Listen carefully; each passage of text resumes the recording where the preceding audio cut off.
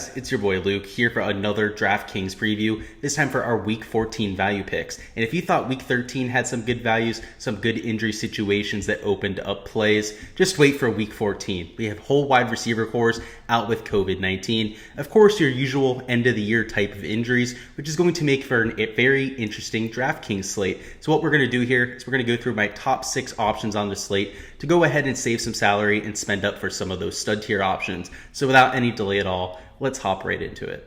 First off, we have Jared Cook, who I mentioned during my core plays video, but at $3,200, he's somebody who's going to be playing a much bigger role in the offense this week, with Keenan Allen and Mike Williams currently on the COVID list. And while it is certainly possible that one or even both of them ends up returning, as of right now, I project at least one of them to sit. And in either circumstance, that is going to open up a huge amount of usage. Both wide receivers right now commanding over 28% usage in the offense. So without them on the court, or even both of them, going to be a lot of targets to go around. That means people like Jared Cook, that might have been periphery options to begin with, might become a little bit more of a feature in the offense. Also, people like Joshua Palmer are going to get plenty more snaps, Jalen Guyton as well. So those are guys to keep an eye on that offense. Next up, we have Cam Newton at $5,400. He's still seemingly way underpriced for his type of production. Somebody who's not only going to be throwing the ball, but also giving you plenty of rushing upside, particularly in the red zone. And this matchup against the Falcons is one of the best on the slate.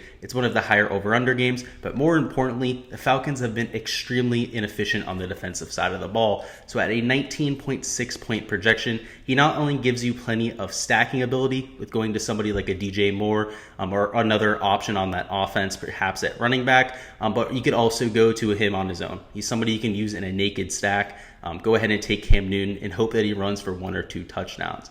Next up, we have James O'Shaughnessy at $2,900. He has a good matchup against the Titans. He's seen production week in and week out. And while he hasn't had a massive game or that ceiling type of game of yet, he is seeing a decent red zone workload. He also is getting you plenty of yards and yak for his type of price tag. So it really comes down to the price. It's $2,900. He's way underpriced for the type of production we expect. And this Titans team is one of the worst defenses in the NFL, particularly against opposing tight ends, as they rank bottom 5 at the position. So for me, he opens up plenty of value up top. You could even use him in 2 tight end type of lineups and your flex to go ahead and pay up at running back or quarterback.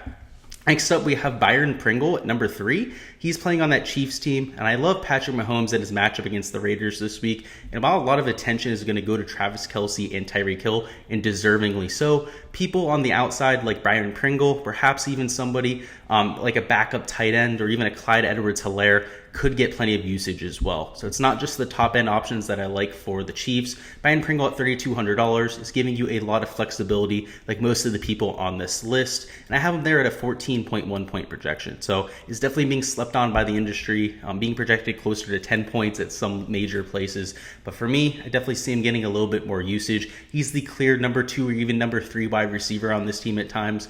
Nicole Hardman might see more snaps. Byron Pringle has arguably been targeted more in the red zone and more efficient on his snaps. So I do like Byron Pringle here. I definitely think he's a sneaky pick for some of your Mahomes stacks. At number 2, we have Taisom Hill, who's the highest point per dollar play on the slate at $5,600. He has a great matchup against this Jets team that has been well documented. But what we really love here is his usage in the red zone. This is somebody who's been an absolute touchdown monster. Once they get within the 20-yard line, he has over a 50% usage rate. That is the highest of anyone in the NFL. Payne down there in New Orleans really trusts Hill with the football. He doesn't fumble very often.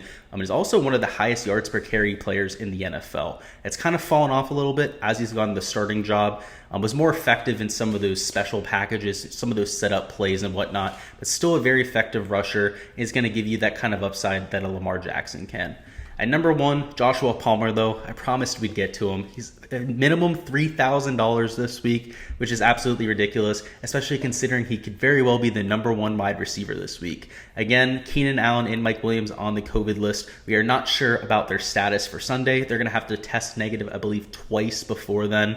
Because they're vaccinated, they are eligible to return. So we'll have to see on that. If he's the number 2 wide receiver, that's where I have him projected right now. I'm expecting at least one of them to come back. He's still still projects for over 16 fantasy points. This is one of the best matchups of the entire week, a relatively high over-under game. Also, the Giants, really bad on defense, particularly in the secondary. Whether it's been injuries, scheme, they have not been good to this point of the year. So Joshua Palmer projecting for over 5x value.